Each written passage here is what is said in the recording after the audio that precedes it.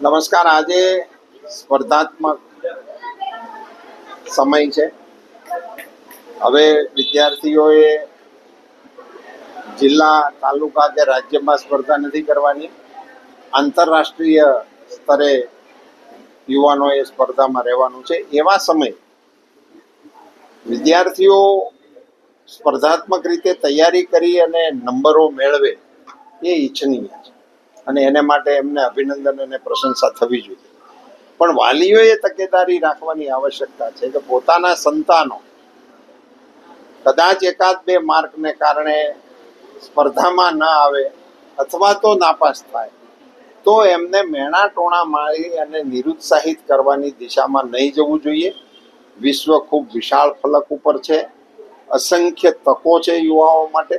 એમને મેણાને બદલે પ્રોત્સાહન આપી, કાળજી આપીને ફરીથી સંઘર્ષ માટે તૈયાર કરવાની દિશામાં સૌ કામ કરે એવી અપેક્ષા. સાંજ સમાચાર ફેસબુક પેજને લાઇક કરો, વિડીયો શેર કરો અને વધુ વિગતવાર સમાચાર માટે sanssamachar.net વિઝિટ કરો.